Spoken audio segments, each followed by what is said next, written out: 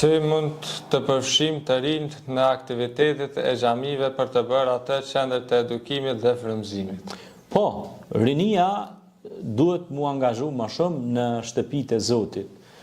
Imamet e xhamive, Allahu i nderoft, kolegë të nderuar, gjithë ata që janë, duhet më shumë të motivojnë të rinjt me konkurse, me forma të ndryshme edukative, të kuptojnë botkuptimin e botën e rinisë.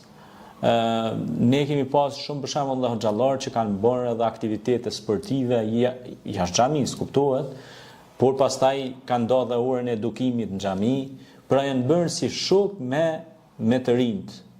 A kupton ajo? Dhe ja u kanë kuptuar botkuptimin e tyre.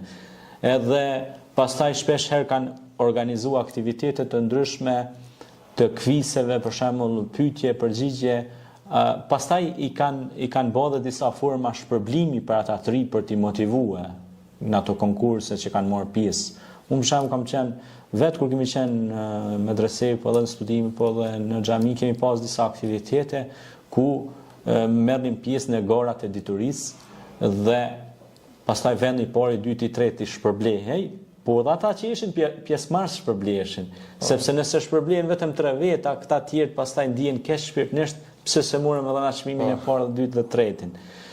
Pastaj pejgamberi selam i ka motivu të rinjt, ju ka dhënë dhurata. Muallafetit kulub, thot, për përfitimin e zemrave, domethënë ju ka dhënë dhurata, edhe ata janë ndje mirë shpirtërisht. E tani janë shtu të rinjt në xhami. I ka motivu me fjalime që me konë zanaxhi të mirë. Pra, ka ardhur dikush nështë ta konë hekrar i mirë. Ka punu me hekur. Po konë pa motiv, komplet.